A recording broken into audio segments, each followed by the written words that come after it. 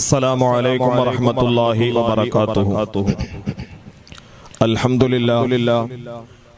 لله الواحد القهار الملك الجبار العزيز الغفار مكور الليل على النهار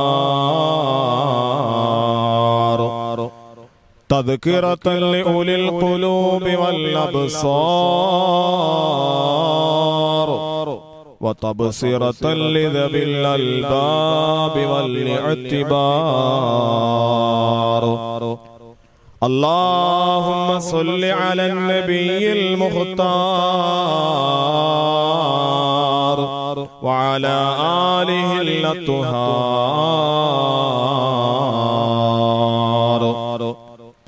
فأعوذ بالله من الشيطان الرجيم. بسم الله الرحمن الرحيم. يا أيها الذين آمنوا اتقوا الله ولتنظر نفس ما قدمت لغد واتقوا الله إن الله خبير بما تعملون. صدق الله العلي العظيم.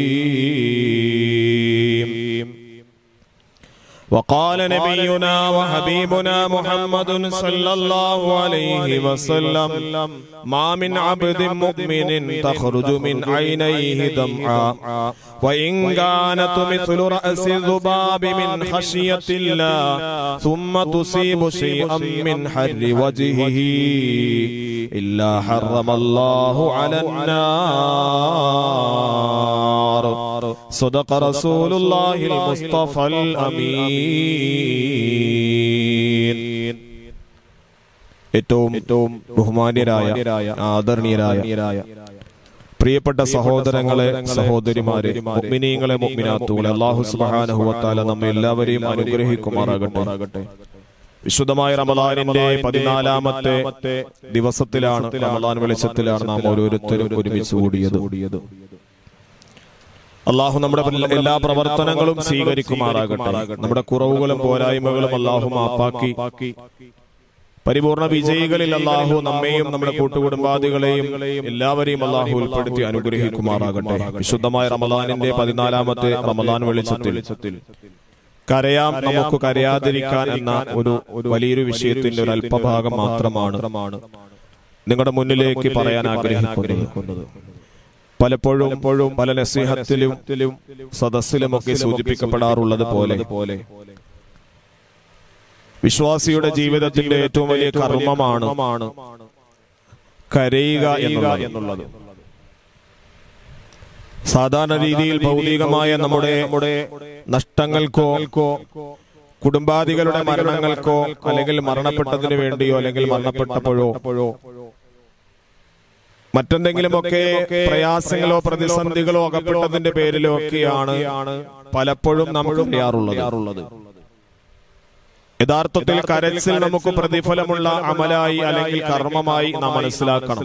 അത് നമ്മുടെ ഭൗതികമായ നഷ്ടങ്ങൾക്ക് വേണ്ടിയുള്ള കരച്ചിലല്ല, ആത്മീയമായ പരലോകത്തേക്കുള്ള വിജയത്തിന്റെ നിദാനമായ കരച്ചിലിനാണ് പ്രതിഫലമുള്ളത്. വിശുദ്ധ ഖുർആൻ അങ്ങനെയാ പഠിപ്പിച്ചത്.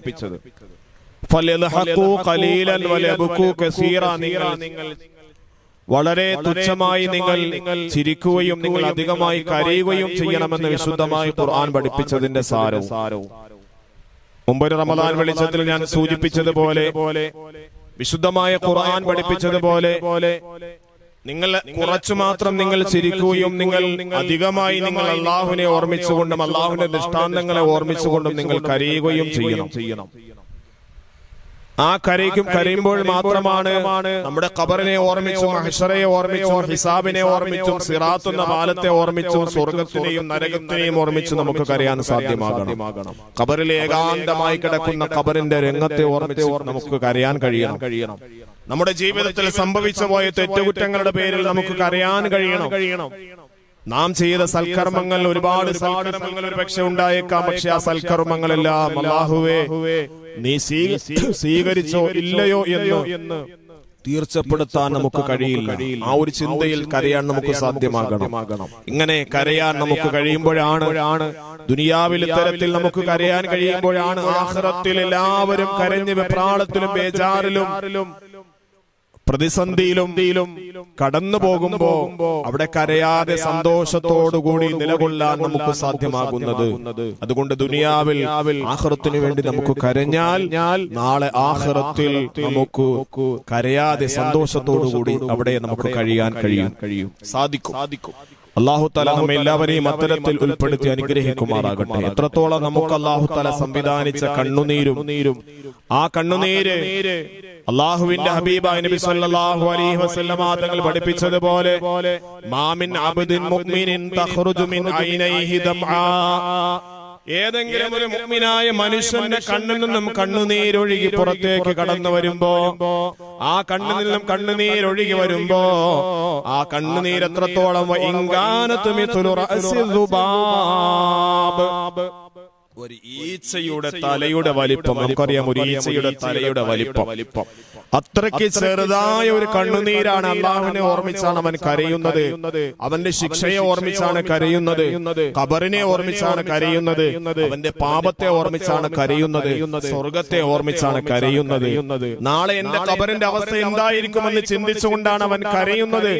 അങ്ങനെ കരഞ്ഞിട്ട് ഒരു ഈച്ചയുടെ തലയുടെ വലിപ്പമുള്ള കണ്ണുനീരാണ് അവന്റെ കണ്ണിൽ നിന്നും പുറത്തേക്ക് ഒഴുകി വരുന്നതെങ്കിലും അല്ലാഹുവിന്റെ ഹബീബായ നബി സല്ലല്ലാഹു അലൈഹി വസല്ലമ തങ്ങൾ പറയുന്നു, അല്ലാഹുവിനെ ഭയന്നുകൊണ്ട് ഒരു മനുഷ്യൻ കരഞ്ഞത് ഒരു ഈച്ചയുടെ തലയുടെ വലിപ്പമുള്ള കണ്ണുനീരാണെങ്കിലും തുമ്മ തുസീബു ശൈഅൻ മിൻ ഹർരി വജ്ഹിഹി, അത് ഒഴുകിയവന്റെ മുഖത്തിലൂടെ ഒഴുകി കടന്നു വരുമ്പോ ഇല്ലാ ഹറമല്ലാഹു അലന്നാർ, ആ കണ്ണുനീര് കാരണമായിട്ട് അല്ലാഹു തആല മനുഷ്യന്റെ ശരീരത്തിനെ അല്ലാഹു നരകത്തിനെ ഹറാമാക്കുമെന്ന് നബിയുനാ വ ഹബീബുനാ സല്ലല്ലാഹു അലൈഹി വസല്ലം. അതുകൊണ്ടായിരുന്നു സ്വഹാബത്തിന്റെ ചരിത്രം പരിശോധിക്കുമ്പോൾ കാണാം, മഹാന്മാരുടെ ചരിത്രം പരിശോധിക്കുമ്പോൾ കാണാം, എന്റെ പ്രിയപ്പെട്ട സഹോദരങ്ങളെ, മുഅ്മിനീങ്ങളെ, സത്യവിശ്വാസികളെ, അവർ അല്ലാഹുവിനെ ഭയന്നുകൊണ്ട് കരഞ്ഞിട്ട് അവർ കണ്ണുനീര് കൊണ്ട് അവർ ശരീരം മുഴുവനും തടകുമായിരുന്നു. എന്നിട്ട് പറയുമായിരുന്നു, അല്ലാഹുവിന്റെ ഹബീബായ നബി തങ്ങൾ നമ്മെ പഠിപ്പിച്ചിട്ടുണ്ട്. എന്താ പഠിപ്പിച്ചിട്ടുള്ളത്? അല്ലാഹുവിനെ ഓർമ്മിച്ച് കരഞ്ഞ കണ്ണുനീരുണ്ടല്ലോ, ആ കണ്ണുനീര് ഏതെല്ലാം സ്ഥലങ്ങളിൽ സ്പർശിക്കുന്നുണ്ടോ ആ സ്ഥലങ്ങൾ മുഴുവനും അല്ലാഹു നരകത്തിനെ ഹറാമാക്കുമെന്ന് മുത്തായ ഹബീബ് ഞങ്ങളെ പഠിപ്പിച്ചിട്ടുണ്ട്. അതുകൊണ്ടാണ് ഞങ്ങൾ കരഞ്ഞിട്ട് നമ്മുടെ ശരീരം മുഴുവനും കണ്ണുനീര് കൊണ്ട് തടങ്ങുന്നത് എന്ന് എത്രയോ സ്വഹാബത്തും എത്രയോ മഹാരഥന്മാരും നമ്മോട് പഠിപ്പിക്കുമ്പോ, എന്റെ പ്രിയപ്പെട്ട സഹോദരങ്ങളെ, നമുക്ക് നരകത്തിൽ നിന്നുള്ള മോചനമാണ് നമ്മുടെ കണ്ണുനീര്. ഓരോ കണ്ണുനീരും അല്ലാഹു നമുക്ക് സ്വർഗത്തിലേക്കുള്ള വഴിയാണ് ഒരുക്കുന്നത്. അല്ലാഹു അത്തരത്തിൽ നമ്മെ പരിപൂർണമായി കരയുന്ന, അല്ലാഹുവിനെ ഭയന്നുകൊണ്ട് കരയുന്ന കൂട്ടത്തിൽ അല്ലാഹു ഉൾപ്പെടുത്തി അനുഗ്രഹിക്കുമാറാകട്ടെ. അങ്ങനെ ദുനിയാവിൽ അല്ലാഹുവിനെ ഭയന്ന് കരയാനും നാളെ ആഖിറത്തിൽ എല്ലാവരും കരഞ്ഞു നിൽക്കുന്ന സന്ദർഭത്തിൽ അവിടെ സന്തോഷത്തോടുകൂടി കഴിയാനും അല്ലാഹു നമുക്ക് ഭാഗ്യം നൽകി അനുഗ്രഹിക്കുമാറാകട്ടെ. എല്ലാവരെയും അല്ലാഹു വിജയികളിൽ ഉൾപ്പെടുത്തി അനുഗ്രഹിക്കുമാറാകട്ടെ. വആഖിറു ദഅവാന അൽഹംദുലില്ലാഹി റബ്ബിൽ ആലമീൻ.